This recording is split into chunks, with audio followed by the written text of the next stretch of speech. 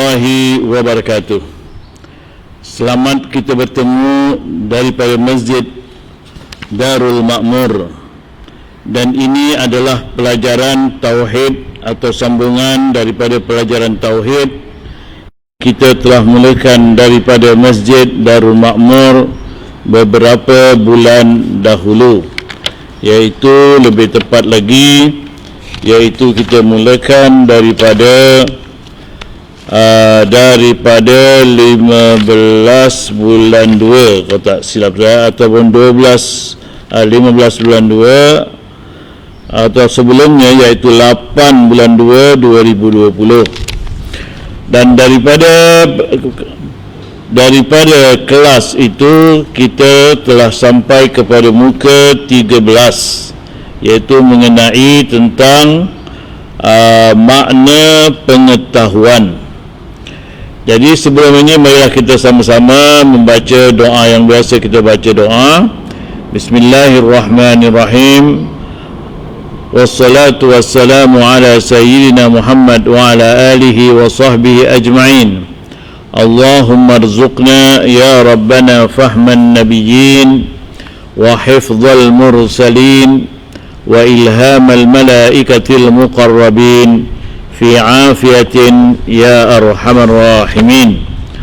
Allahumma 'allimna at-ta'wil wa faqihna fid din wahdina ila sawa'is sabil ya rabbana zidna ilma warzuqna fahma. Wa sallallahu ala sayyidina Muhammad wa ala alihi wa sahbihi wa sallam walhamdulillahi rabbil alamin.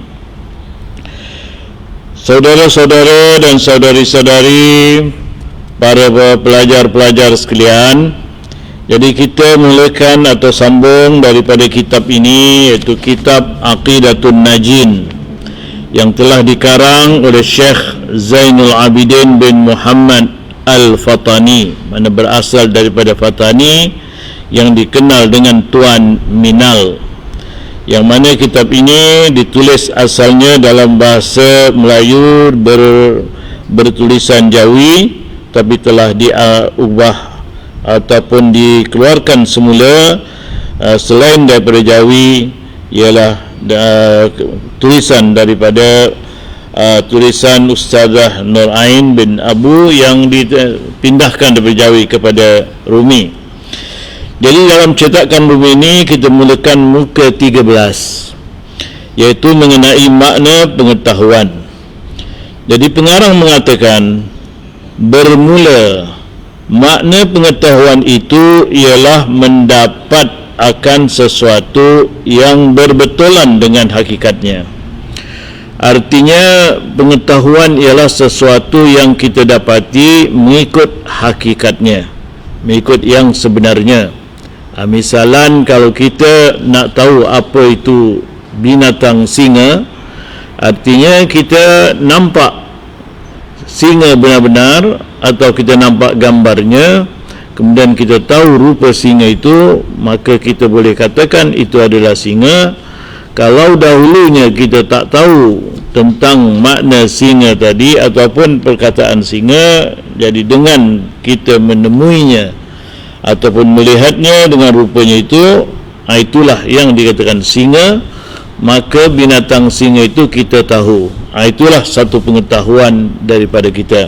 Itulah yang dikatakan oleh pengarang, makna pengetahuan ialah mendapat akan sesuatu, makna mengetahui sesuatu itu yang berbetulan dengan hakikatnya, betul-betul. Artinya kalau kita nampak mengatakan singa tetapi rupa kucing, artinya tidaklah betul atau pengetahuan kita. Beliau meneruskan bahawa bermula qaul yang sebenar bahawa ilmu dan makrifat itu bersamaan keduanya, melainkan bahawasanya diitlakkan atas Allah Ta'ala itu alim, tiada harus diitlakkan atasnya arif, kerana bahawa makrifat itu menyeru ia akan mendahulukan jahil bersalahan ilmu. Artinya kalau kita maknakan dalam bahasa Arab ilmun, iaitu ilmu, kemudian ada satu ma'rifah. Bolehlah dikatakan ilmu dan ma'rifah ini adalah dua perkara yang sama maknanya. Kalau dalam dalam perkataan biasa, saya mengetahui mana ana a'lam, saya mengetahui juga ana arif. Tetapi kalau dibandingkan kepada Allah Subhanahu wa taala, dalam makna ataupun dalam nama Allah taala tidaklah dikatakan arif, tapi dikatakan Allah taala alim atau alim, bersifat ilmu. Kita tidak boleh ataupun tidak ada dalam syarak kita mengatakan Tuhan itu arif, walaupun betul dari segi maknanya mengetahui. Kerana apa? Kerana arif ni maknanya sesuatu yang didapat oleh seseorang berdahulu ataupun didahulukan oleh kejahilan, barulah dia mengetahui. Artinya maknanya sesuatu, misalkan kita belajar dululah, katakan kita belajar 1 campur 2 3. Jadi ilmu yang kita belajar itu bermula daripada tiada. Artinya kita dahulunya jahil, daripada untuk mengetahui 1 campur 2 itu 3. Kemudian baru kita tahu. Bagi Allah Subhanahu wa taala mustahil demikian, kerana Tuhan mengetahui sesuatu tidak didahului oleh kejahilan. Artinya Tuhan tetap mengetahui, sentiasa mengetahui. Itu sebabnya kita katakan Tuhan itu alim atau alim, tidak mengatakan Tuhan arif atau arif. Kerana arif tadi bermula selalunya daripada tidak mengetahui. Itulah perbezaan ilmu dan ma'rifah. Dan keluar dari kata pengetahuan itu 4 perkara. Jadi pengarang mengatakan terkeluar daripada makna pengetahuan itu 4 perkara. Maknanya kalau orang tahu dengan tidak tahu, orang yang tidak tahu itu maknanya ada beberapa perkara yang kita harus tahu daripada makna pengetahuan tadi. Pertama, jahil, iaitu terbahagi atas 2 bahagi. Pertama, kalau orang yang tidak tahu dikatakan jahil. Jahil makna yang tidak tahu. Yang tidak tahu tadi ada 2 bahagian. Jahil ni ada 2 bahagian. Pertama, jahil bersih, namanya iaitu tiada mengetahui sekali-kali, seperti kata orang begini, apa kata engkau, alam ini kadimkah atau baharu? Yang pertama itu jahil mutlak atau jahil bersih, yang memang betul-betul jahil, orang tak tahu. Iaitu kalau kita jumpa orang awam, lalu kita bertanya pada dia, apakah alam ini kadim atau baharu? Makna kadim makna tidak ada permulaan, makna baharu makna yang ada permulaan. Iaitu ringkasnya, adakah alam ini tidak ada permulaan, makna sentiasa ada dan tetap ada dan terus ada, tidak ada tiada. Atau dia baharu, makna didahulukan oleh tiada, dia tak ada kemudian diadakan oleh pencipta, iaitu Allah Subhanahu wa taala. Jadi orang yang jahil ni makna dia tak tahu. Dia tak tahu nak sebut adakah ia kadim atau adakah dia baharu, atau dipanggil hadis, iaitu baharu. Maka jawab ia, maka boleh jadi ia menjawab, tiada aku ketahui sekali-kali. Jadi aku tak tahu, kerana dia belum belajar dan dia belum pernah kenal apa itu kadim, apa itu hadis, apa itu kadim, apa itu baharu. Dia pun mengatakan dia tak tahu. Inilah dikatakan jahil yang memang asalnya tidak tahu. Sementara itu, bahagian kedua pula, iaitu jahil murakkab, artinya jahil kompleks, ataupun yang terkandung kepada benda-benda lain. Makna dia jahil tetapi murakkab dipanggil. Namanya iaitu mendapat atas bersalahan sifatnya pada waqi', dan dinamakan ia dengan demikian itu kerana bersusunnya daripada dua jahil, iaitu makna jahil murakkab. Satu, jahil bersih, jahil saja. Yang kedua, jahil murakkab. Jadi jahil murakkab ini ialah jahil kerana tersusun daripada sana ada dua jahil. Mana kalau yang pertama tadi satu saja jahilnya, yang kedua ini pula didapati ada dua jahil yang tersembunyi daripada satu tadi. Jadi maknanya ada jahil lain daripada yang pertama.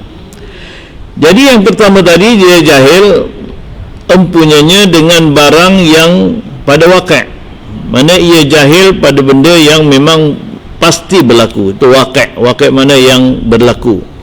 Dia jahil apa yang berlaku yang sebenarnya.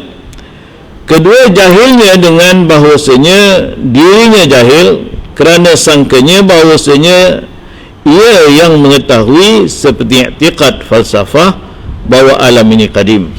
Kedua, ia tak mengetahui yang ia jahil. Jadi contohnya beginilah. Orang yang dikatakan jahil murakkab ni, jahil dia tak tahu yang dia jahil. Katakan tadi seperti contoh yang saya katakan tadi. Misalnya tadi orang melihat singa, lalu dia percaya yang singa itu rupanya sama dengan kucing. Misalan. Jadi dia mati-mati mengatakan singa itu adalah macam rupanya dia gambarkan kucing. Jadi orang macam ini pertama sekali dia jahil singa tadi, kerana apa yang dimaknakan dengan singa tadi dia mengartikan dengan sesuatu yang tidak benar, kerana singa bukan seperti kucing, tapi singa lain daripada itu. Tapi dia sendiri tak tahu yang dia ni jahil. Itulah yang dikatakan jahil murakkab. Artinya dia jahil, dia tak tahu dirinya itu jahil. Jadi balik kepada contoh yang saya baru katakan tadi, ataupun kata pengarang ni mengatakan tentang alam ini. Jadi alam ini, apa itu alam? Jadi mungkin dia tak tahu itu alam, tapi kita terangkanlah. Alam ialah sesuatu yang terjadi, yang kita nampak atau kita rasa atau kita dengar, yang mana ia berlaku di depan kita atau di perasaan kita dan sebagainya. Itu alam, mana ia sesuatu yang kita nampak atau boleh jadi kita tidak nampak. Dan tentunya ada dua kejadian yang mana kita harus faham. Pertama, Allah Subhanahu Wa Taala yang kita tidak nampak. Kedua, alam, mana alam selain Allah Taala. Itulah yang dikatakan alam. Jadi bila kita tahu alam, selalunya kita mengatakan alam ini dunia. Jadi bila kita katakan alam ini dunia, iaitu alam ini adalah dunia ini. Jadi adakah alam ini qadim atau hadis? Maksudnya adakah alam ini ia memang tetap terjadi, tak ada siapa yang menjadikan, terus ada? Sebagaimana kita misalnya dilahirkan, terus kita lahirkan, kita tengok ada mak bapak kita, ada matahari, ada bulan. Bila kita dah besar, kita fahamlah itu benda-benda, dan ada manusia sekeliling, semua dah ada. Adakah alam begitu? Tetap memang ada macam itu, ataupun alam ini baharu? Jadi bagi orang yang dikatakan jahil murakkab ni, dia tak tahu nak jawab adakah alam ini baharu atau alam ini qadim. Tetapi dia sendiri merasa yang dirinya tadi benar. Dia tak mengaku yang dia tidak tahu. Dia tidak mengaku yang dia jahil, atau dia merasakan yang dia tu jahil. Jadi itulah yang dikatakan jahil murakkab. Sudah jahil yang pertama disertakan dengan jahil pada dirinya, maka itulah yang dikatakan jahil, itu jahil murakkab, atau kita sebut tadi jahil yang kompleks. Dan yang kedua, daripada perkara yang keluar daripada pengetahuan ini syak, iaitu mendapatkan tiap-tiap daripada dua ternafi itu atas bersamaan.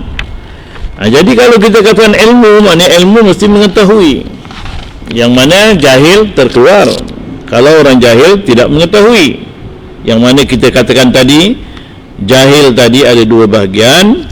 jahil biasa atau jahil bersih, arti mutlak, dan jahil murakkab. Dan juga yang dikatakan ilmu tadi mestilah sesuatu yang tidak ada syak, makna tidak ada kesangsian. Apa makna syak? Syak ialah merasakan ataupun mengetahui sesuatu itu dengan dua perkara, sama ada benar atau tidak benar. Mana ada setengah-setengah, setengah mengatakan ya, setengah mengatakan tidak. Itulah dikatakan syak. Jadi orang yang syak, artinya orang tu tidak ada ilmu. Artinya ilmunya tadi tidak betul, kerana dia tidak yakin dengan ilmunya, kerana dia masih lagi separuh-separuh. Itulah yang dikatakan syak. Maka syak ni terkeluar daripada istilah ataupun ta'rif ilmu. Jadi ilmu tidak boleh ada syak. Tadi ada jahil, kedua tidak ada syak. Dan yang ketiga pula zon, iaitu berat pada hatinya itu mengetahui dan ringan pada hatinya tiada mengetahui. Yang kedua pula yang tidak juga termasuk ilmu ialah zon. Zon ni pula lebih mengetahui tapi separuh ataupun suku daripada itu tidak mengetahui.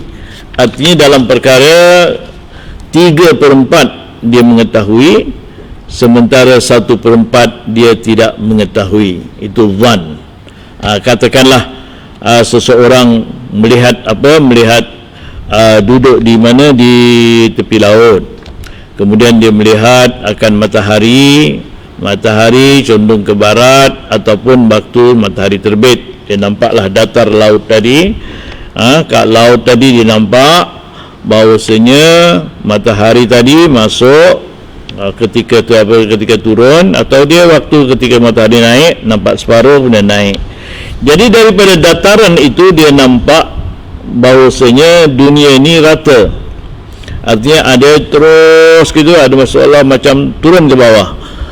Jadi dia sangka dunia ini rata. Tetapi sebenarnya sangkaan itu tidak betul. Jadi sangkaan itu adalah salah. Jadi mungkin dia separuh saja sangkaan itu dunia ini rata, tetapi sebenarnya bukan rata, walaupun dia nampak dari pandangannya rata. Atau dia rasakan bahawasanya dia lebih kepada keyakinan bahawasanya dunia ini rata, tetapi maknanya sebenarnya tidak rata. Itulah maknanya rasa syak dan rasa zan. Artinya sangka-sangkaan saja, tapi sangkaan ini tadi tidak betul. Artinya berlawanan dengan waqi'. Waqi' mana dengan berlawanan dengan realiti. Berlawanan dengan realiti. Artinya tidak benarlah apa yang disangkakan itu. Itu yang dikatakan zan. Yang keempat, terkeluar daripada makna ilmu ini juga namanya waham. Waham itu ialah ringan pada hatinya pada pengetahui dan berat pada hatinya pada tiada mengetahui. Mana banyak yang dia tidak tahu daripada yang dia tahu. Itu waham. Artinya kalau syak setengah-setengah, kalau waham dia mengetahui 3/4 saja, tapi yang 1/4 dia tak mengetahui. Kalau waham ni dia mengetahui 1/4 saja, 3/4 tidak mengetahui. Itulah mana bukan ilmu. Ilmu mesti mengetahui 100%. Artinya mesti mengetahui keseluruhannya. Tidak ada syak, tidak ada waham, dan tidak ada zan, dan juga tidak jahil. Itu baru dikatakan ilmu. Artinya seperti ilmu kita mengatakan alam ini baharu.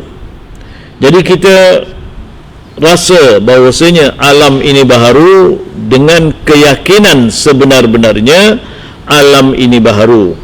Dengan kita ada yakin daripada kata orang, yakin daripada dalil. Apa yang dikatakan baharu? Sesuatu yang ada pendahuluan. Kita lihat alam ini berubah-ubah daripada satu keadaan kepada keadaan yang lain. Bukan saja alam siang dan malam, tetapi keseluruhan alam ini sama ada yang kita lihat atau tidak lihat, sama ada yang ada dalam negeri kita atau dalam luar negeri, semuanya berubah.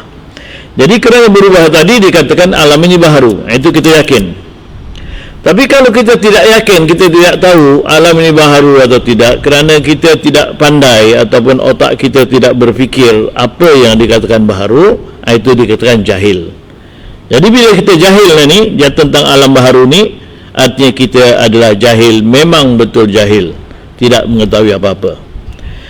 Bagaimana pula kalau kita rasa syak, ya betul juga, barangkali memang alam ini baharu, barangkali alam ini tidak baharu, jadi kita percaya setengah-setengah. Itu bukan dikatakan ilmu.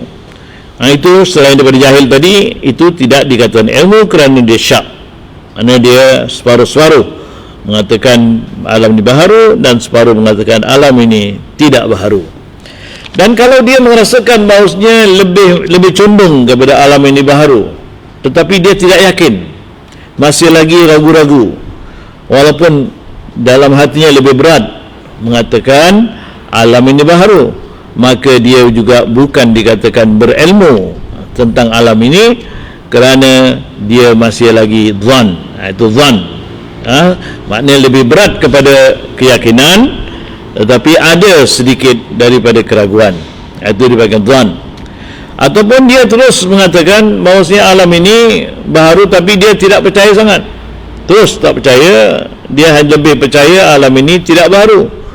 Itu dikatakan waham, artinya suku saja dia percaya, atau 25% saja dia percaya yang alam ini baharu, yang 75% tadi dia tak percaya. Jadi 4 perkara tadi keluar daripada makna ilmu. Maksudnya kalau orang ada 4 perkara ini, pertama jahil, kedua syak, ketiga dhan, dan keempat waham, artinya orang ini tidak ada ilmu. Itulah pengertian tentang ilmu. Maka orang yang bersifat dengan salah satu daripada 4 perkara ini, tiada bagi mereka itu iman. Jadi kalau tentang perkara pada Allah Ta'ala, iman kepada alam ini baharu atau tidak, percaya kepada Allah Ta'ala wujudnya wajib atau tidak, percaya atau tidak kepada sifat-sifat Allah, tapi dia ada 4 perkara tadi, jahil pertama, ada syak, ada zan, dan ada waham, maka ia dianggap orang yang tidak beriman. Artinya dia tak betul-betul percaya, dan dia masih lagi tidak mengetahui, artinya dia tidak tahu. Artinya jikalau adalah ia i'tiqad akan Allah dan akan Rasulnya dengan jahil, atau dengan syak, atau dengan zan, atau dengan waham, maka orang itu tidak beriman. Yang maksud tidak beriman, orang itu dikatakan kafir, artinya mengingkari Allah dan Rasulnya, kerana dia tidak mengenal dan tidak mengetahui Allah Ta'ala itu wujudnya, dan tidak mengetahui dan mengenal nabinya, iaitu Nabi Muhammad sallallahu alaihi wasallam. Jadi orang demikian dikatakan tidak berilmu. Dan bila tidak berilmu, artinya dia tidak beriman, dan bila tidak beriman, maknanya dia adalah kafir, na'udzubillah. Itulah dia. Jadi maknanya mesti mengetahui tentang Allah dan Rasulnya tadi, mengetahui dengan betul-betul, dengan keyakinan yang benar-benar 100%, tidak ada keraguan, iaitu syak, tidak ada zan, tidak ada waham, dan tidak jahil. Barulah dia dikatakan mengetahui tentang Allah dan Rasulnya sebenar-benarnya. Baiklah, sekarang kita berpindah kepada orang taklid. Taklid ni maknanya mengikut-ngikut saja, ataupun menurut-nurut saja orang. Artinya orang cakap A dia A, orang cakap B dia B, macam burung kakak tua lah, cakap je.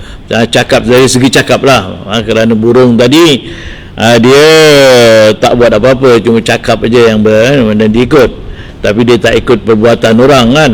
Macam macam monyet, dia boleh ikut perbuatan orang. Kalau orang garuk, dia boleh garuk kepala, dia ikut garuk kepala. Tapi burung kakak tua boleh cakap, tapi dia ikut cakap saja. Jadi dia ikut saja, tak tahu dalil, tak tahu kenapa dia ikut, tak tahu apa pendiriannya. Itu dikatakan taklid. Jadi kita nak tahu juga apa hukum taklid. Jadi kita mesti percaya pada Allah SWT ada dalil. Tak boleh percaya begitu saja, mesti ada dalil yang kukuh, terutama sekali daripada Quran dan daripada hadis. Barulah kita tidak taklid. Kalau kita tidak ada dalil, tidak ada asas atau tidak ada pegangan yang menolong kepada kepercayaan kita, itu dikatakan taklid. Kita lihat tentang taklid mengikut dalam kitab ini. Adapun orang taklid, yakni i'tiqad kepada Allah dan Rasul itu semata-mata ikut perkataan orang jua, itu yang dikatakan taklid. Artinya orang yang ikut orang saja tentang Allah Ta'ala, tentang Rasulnya. Kerana tunggak keimanan kita ini Allah dan Rasul. Sebab itulah artinya seorang itu dianggap Islam apabila dia bersyahadat. Asyhadu an la ilaha illallah, itu kepada Allah. Asyhadu anna Muhammadar Rasulullah, syahadat kepada Rasul. Jadi tunggak ini mesti benar-benar seorang itu mengetahui tentang Allah dan tentang Rasulnya dengan yakin dan dengan dalil-dalil, barulah dia tidak dikatakan taklid. Tapi kalau hanya seorang ikut-ikut saja, dia tak tahu nak mengatakan macam mana Tuhan sifat Allah, macam mana mengenal Allah, macam mana pula apa yang dikatakan Rasul, apa bezanya Rasul dengan manusia, apa pula tugas Rasul dan sifat-sifat Rasul, maka orang ini dikatakan taklid. Kerana dia tidak mengetahui akan dalil-dalil, hanya dia mengikut orang saja. Maka ikut itu tiada dalil padanya, padahal jazam ia akan taklidnya itu, maka bersalahan ulama pada sah imannya. Jadi soalnya orang awam, ia percaya pada Tuhan, percaya pada Rasulnya, tapi tak ada yang dalil. Dia cuma percaya sebenar-benar, ikut saja, tidak mau belajar, tidak pernah dengar, tidak pernah bertanya apa yang dikatakan Allah tadi macam mana, dalil Allah Ta'ala wujud, dia tak belajar semuanya. Tapi dia jazam, artinya dia yakin, dia putus mengatakan Tuhan itu ada, Rasul itu adalah seorang laki-laki yang benar sebagai pesuruh Allah. Dia yakin betul-betul, dia jazam walaupun dia tidak tahu dalilnya. Itu apa pendapat ulama. Ulama sini ada berbagai-bagai pendapat.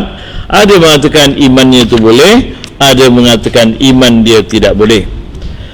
Maka kata setengah kafir, iaitu daif, iaitu setengah mengatakan orang yang macam ini, yang tak tahu dalil wujudnya Allah dan sifat-sifatnya, yang tak tahu juga wujudnya Nabi dan sifat-sifatnya, maka orang ini satu pendapat mengatakan ia adalah kafir. Dia mengatakan kafir.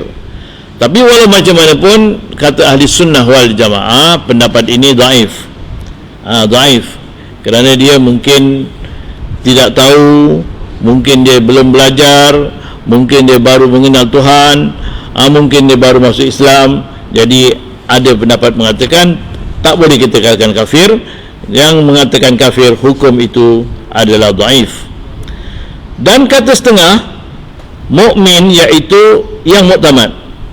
Jadi setengah mengatakan tetap dia beriman walaupun dia tak tahu dalil, walaupun dia ikut-ikut saja, tapi dia percaya dengan benar, percaya dengan keadaan yang sebenar, dan memang kepercayaan itu adalah kepercayaan yang betul-betul sama dengan akidah yang betul, maka ia dikatakan seorang yang mukmin. Ringkasnya, dalam masalah taklid ni, terutama sekali taklid dari akidah. Kalau taklid perkara-perkara lain tu maknanya tidaklah begitu besar akibatnya, tapi akibat yang patut kita jaga ialah taklid dari segi akidah. Jadi dua pendapat, satu mengatakan kafir, satu mengatakan mukmin.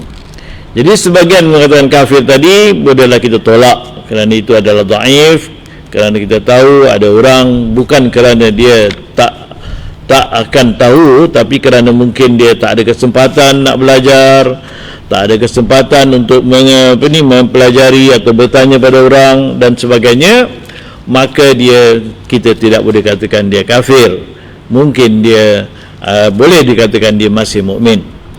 Dan kedua, mengatakan tetap mukmin. Kerana apa mukmin? Kerana dia mengetahui dengan taklid atau dengan ikut orang, tapi dengan putus, dengan tidak ada syak, tidak ada zan, tidak ada waham, dan dia mengetahui dengan pengetahuannya walaupun dia mengikut orang lain, maka ia dikatakan tetap mukmin. Itulah dua pendapat dari segi taklid. Itu yang muktamad, artinya pendapat yang muktamad, artinya kita terima orang macam ini ialah sebagai orang yang beriman. Dan adakah berdosa ia atau tidak? Maka iaitu dengan baginya tafsir lagi akan datang sebutnya insya-Allah taala. Jadi adakah orang yang taklid tadi, yang hanya ikut-ikut orang dari segi akidahnya, adakah dia memang mukmin pada muktamadnya, tetapi adakah ia berdosa?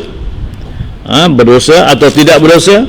Ini akan kita terangkan, kata musannif atau kata pengarang, dia akan terangkan dalam kitab ini pada tempat-tempat yang lain. Adakah ia termasuk orang yang berdosa atau tidak? Ketahuilah olehmu bahawa sebab mendatang dapat ilmu yang baharu itu 3 perkara. Jadi sekarang kita berpindah pula di mana untuk kita mengetahui beberapa perkara yang berkenaan dengan ilmu. Pertama, khabar yang sadiq, iaitu khabar Allah Ta'ala dan khabar Rasul dan khabar mutawatir sekira-kira sampai bilangan yang banyak, yang tiada tasawur pada akal, muafakat oleh mereka itu atas dusta. Pertama sekali, untuk kita melihat ilmu tadi, yang dijadikan ilmu tadi, ialah kita dengar, kita dapat berita, dipanggil khabar sadiq. Sadiq mana? Khabar yang benar. Dan khabar yang benar ini merupakan khabar yang daripada Allah atau Rasulnya, iaitu yang mutawatir.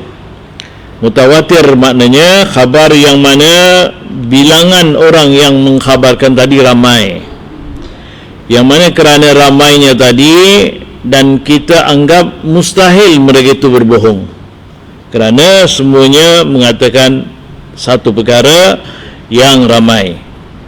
Seperti misalan khabar mengatakan sembahyang itu wajib, banyak orang semua mengatakan sembahyang itu wajib, semua ulama-ulama mengatakan sembahyang wajib. Kalau ada orang yang mengatakan sembahyang itu tidak wajib, kita tolak, kerana khabar yang mengatakan sembahyang itu wajib diterima daripada Nabi dan daripada Allah Subhanahu Wa Taala oleh bilangan yang ramai, yang kita tidak dapat gambarkan orang-orang ini semuanya berdusta. Berdusta. Jadi maknanya mereka itu tetap benar. Itulah yang dikatakan khabar yang benar. Jadi kita tahulah. Jadi maknanya khabar yang benar itu ialah satu khabar yang dikhabarkan dengan mutawatir, artinya dikhabarkan oleh orang yang banyak, yang mana dengan banyaknya orang tadi mengkhabarkan sesuatu itu seperti sembahyang itu wajib, dengan apa? Dengan kita tidak gambarkan, tidak dapat kita khayalkan yang mereka itu berdusta dalam khabar itu. Itu yang pertama. Yang kedua, akal, iaitu akal gharizah. Yang kedua ialah akal. Kedua ialah dalam ilmu tadi mestilah disertakan dengan akal. Kalau tidak masuk akal, maknanya kita mesti tolak.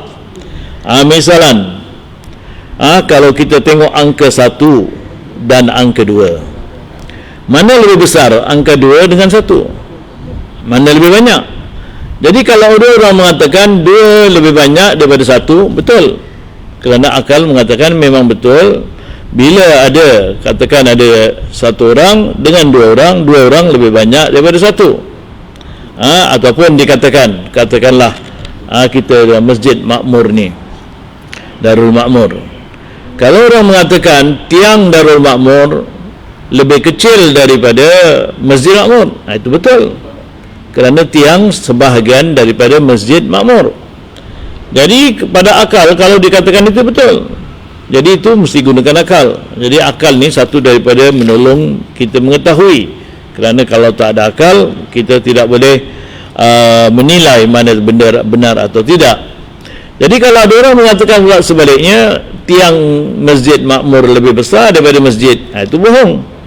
Kerana akal tidak boleh terima macam mana tiang boleh lebih besar daripada badan keseluruhan masjid.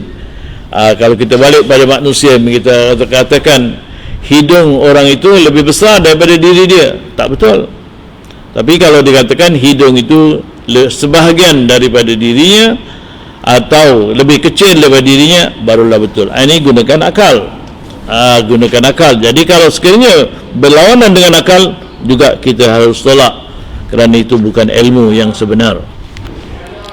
Dan ketiga, segala panca indera yang lima yang sejahtera, iaitu melihat dan mendengar dan mencium dan merasa dan penjabat. Ketiga, kita gunakan ilmu tadi, mengetahui ilmu tadi ialah menggunakan panca indera yang lima, iaitu panca indera dari segi menghidu, itu mencium, maknanya itu gunakan panca indera. Kalau sekiranya kita rasa apa yang kita hidu itu makna satu daripada benda yang kita dapat faham atau memahami maknanya.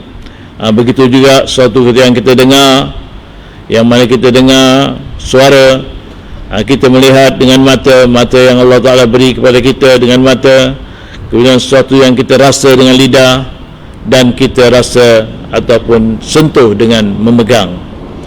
Ini panca indera yang lima tadi, iaitu panca indera menghidu, mendengar, melihat, merasa dan meraba ataupun memegang dengan tangan.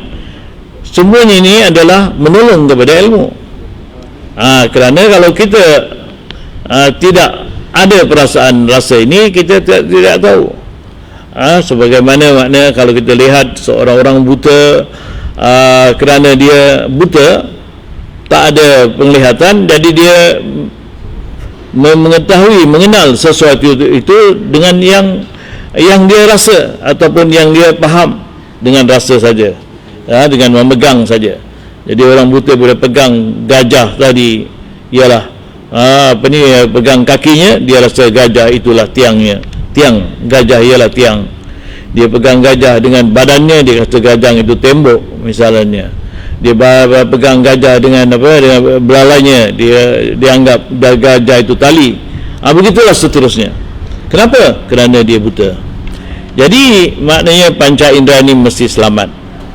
Selamat barulah dia tahu. Walaupun mata ni kadang-kadang boleh mengelirukan atau mendustakan kita. Misalan, saya jalan ke satu kolam bersih, kolam mandi. Kemudian ada satu tiang di situ. Saya lihat daripada jauh-jauh, tiang tadi bengkok. Kerana apa? Kerana goyangan air, atau kerana ada cahaya-cahaya daripada air dan sebagainya, nampak tiang tu bengkok. Jadi kalau kita bergantung pada mata saja, kita akan mengatakan tiang itu bengkok. Tapi bila kita angkat tiang tu, rupanya tiang itu lurus. Jadi mata ini banyak boleh menipu kita ataupun mengelirukan kita. Jadi itulah perlu kepada akal pengetahuan, yang mana kita tidak boleh bergantung semata-mata kepada mata, tidak boleh bergantung kepada rasa, kepada telinga, dan kepada rabaan atau penihiduan semuanya. Tetapi haruslah kita juga bergantung kepada ilmu yang sebenarnya, yang mana ia boleh berubah kalau sekiranya kita hanya bergantung kepada perasaan atau kepada panca indera sahaja. Kerana orang yang sakit misalnya, termasuk juga orang yang sakit COVID-19 ni, apa yang kita dengar, kalau sekiranya dia nak rasa sesuatu, maka dia terhidu, artinya rasa ciumannya kepada sesuatu benda hilang. Katakan bila selalu dia cium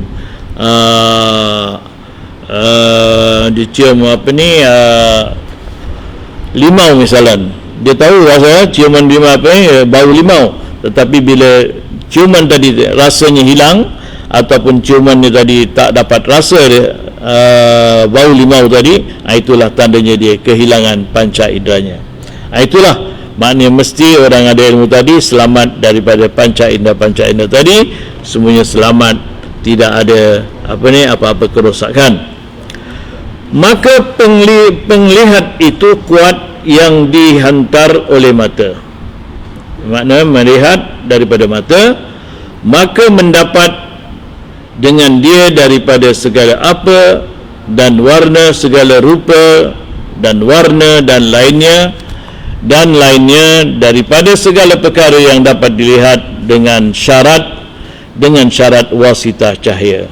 Itu mata. Artinya daripada panca indera mata orang boleh melihat warna-warni dan segala apa yang dihadapannya, bentuk-bentuk dan sebagainya, tapi maknanya ia bergantung kepada cahaya yang ada. Artinya kalau tidak ada cahaya, artinya dia tidak akan melihat. Dan pendengar itu kuat yang dihantar pada telinga yang mendapat dengan dia segala suara. Sementara mendengar pula ialah panca indera menggunakan telinga. Tapi telinga tadi mestilah ada dapat mendengar daripada udara. Udara dah turunkan kepada telinga, kemudian telinga kirimkan kepada otak, barulah dia mendengar. Sebab itu kita boleh bezakan. Misalnya suara kita dalam masjid ini, kita dengar suara kereta dengan suara motosikal berbeza. Kita tahu, takkanlah pula suara motosikal kita katakan itu kereta, takkan pula suara kereta kita katakan motosikal. Tentunya berbeza kerana pendengaran tadi yang dapat membezakan. Dan pencium itu kuat yang dihantar pada hidung yang mendapat dengan dia daripada segala yang berbau. Itu hidung pula. Artinya dapat dia hidu dengan gunakan hidung, jadi dapat membezakan antara bau bunga dan antara bau lain daripada itu. Misalnya dia ada dua buah, satu buah mangga, satu buah kuini. Jadi dia bezakan antara buah kuini dengan buah mangga walaupun dia tak melihat. Jadi orang cakap, mana, cuma teka mana satu kuini, mana satu mangga. Dia pun letak tangan dua-dua gitu, pegang, kemudian dicium satu buah-buah tadi walaupun sama bentuknya, sama warnanya, tetapi bila dicium itu dia tahu itu adalah kuini, bila dicium satu lagi itulah mangga. Jadi itulah makna kuasa menghidu atau mencium. Dan pengerasa itu kuat yang dihantar pada lidah yang mendapat dengan dia daripada segala perkara yang mempunyai rasa seperti manis dan masam atau lainnya. Jadi lidah pula merasa. Sebagaimana kalau kita puasa, misalnya mamak kita puasa dulu, kita tengok bila dia masak dia akan rasa. Jadi orang tak tahu batal puasanya, tidak, kerana dia tak telan, dia hanya rasa kat lidah saja. Jadi bila dia masak dia rasa cukup garam atau tidak, cukup manis ke tidak. Jadi mak kita masak dia pun rasa kat lidah. Jadi kalau kita baru belajar dan sebagainya, batal mak, mak batal puasa, sebenarnya tidak batal. Kerana apa? Dia hanya merasa tapi dia tidak dia tidak telan. Jadi itu rasa dengan lidah. Dan penjabat itu kuat yang dihantar pada pertaburan pada segala tubuh yang mendapat dengan dia hangat dan sejuk dan licin dan kesat dan seumpamanya. Sementara rasa itu raba, itu dengan menjabat. Mana tangan kita apabila memegang sesuatu, kita tahu licin ke, kasar ke, berdebu ke, itulah rasa pejabat. Jadi lima rasa tadi maknanya ada dalam apa? Ada dalam ilmu kita.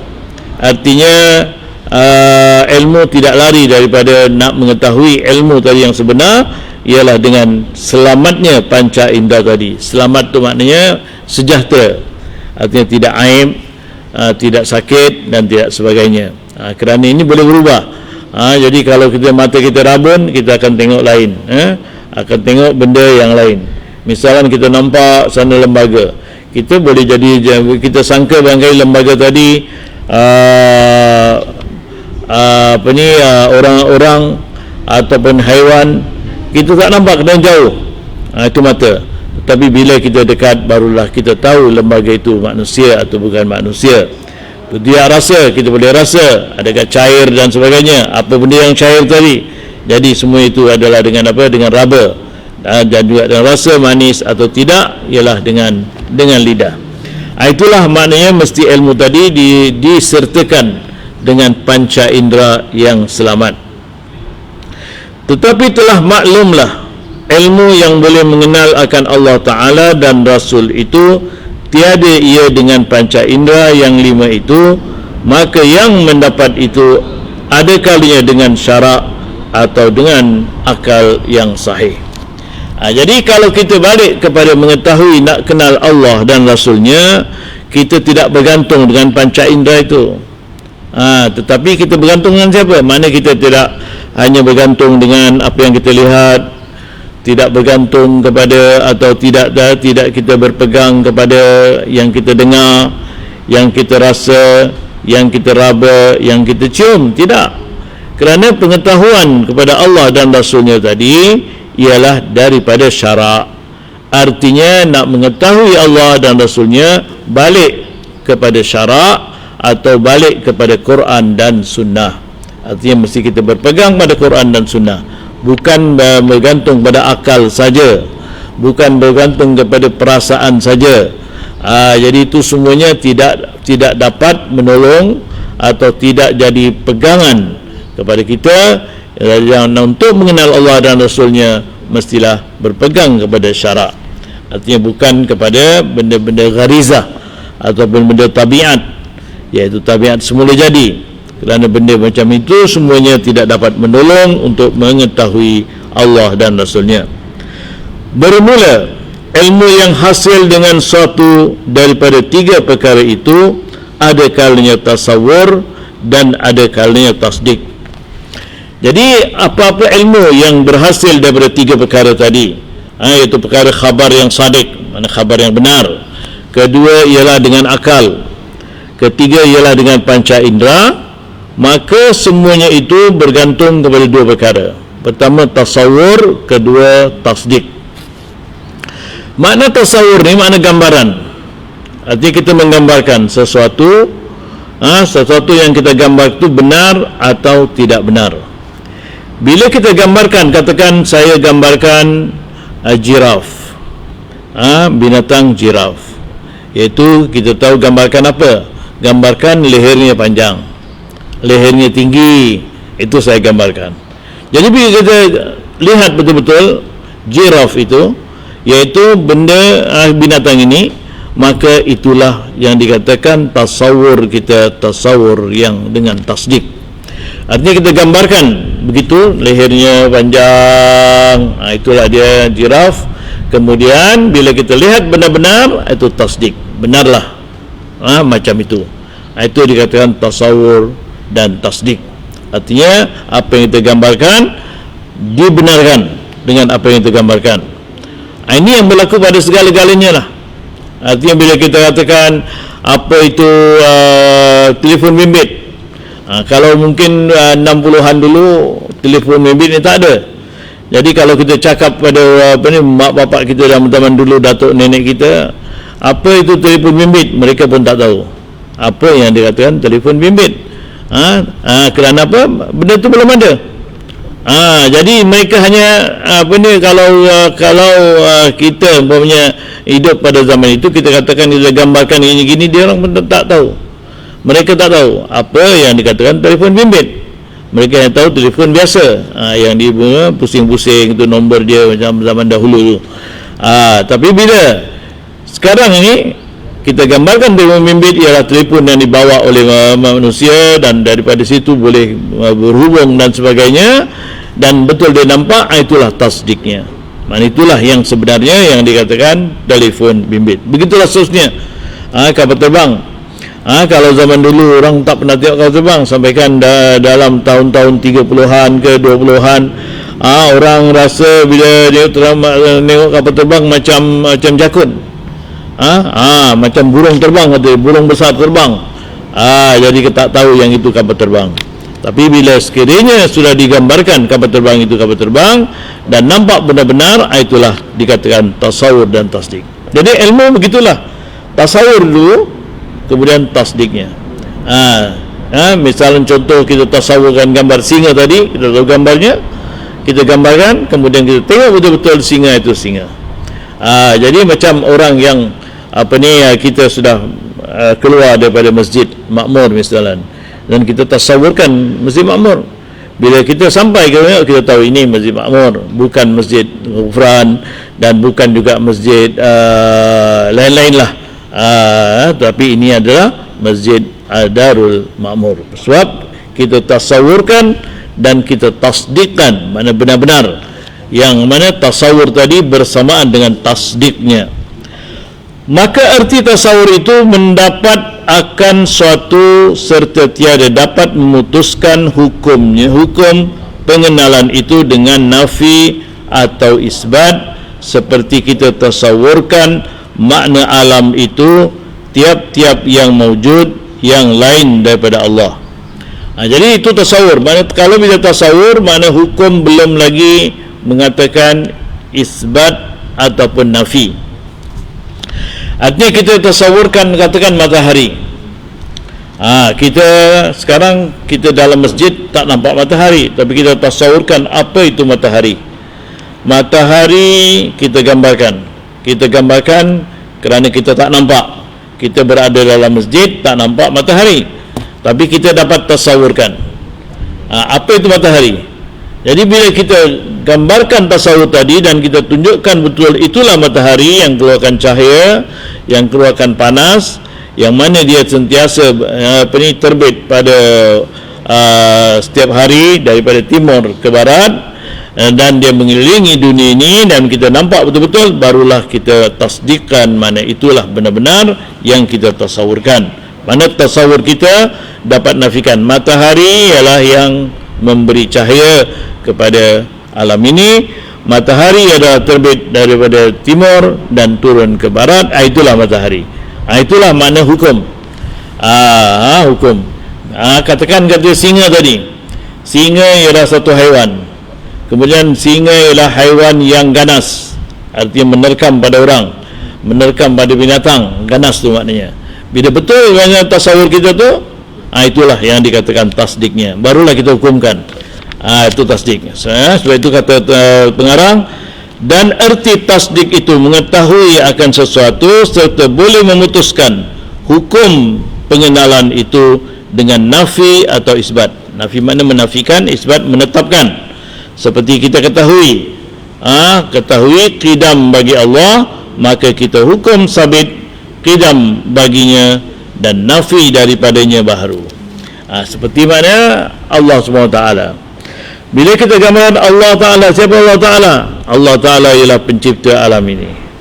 Allah Ta'ala ialah wujud yang lain daripada alam. Artinya wujudnya Allah, wujudnya alam berbeza. Allah Ta'ala wujud yang tidak ada permulaan, alam ialah wujudnya ada permulaan.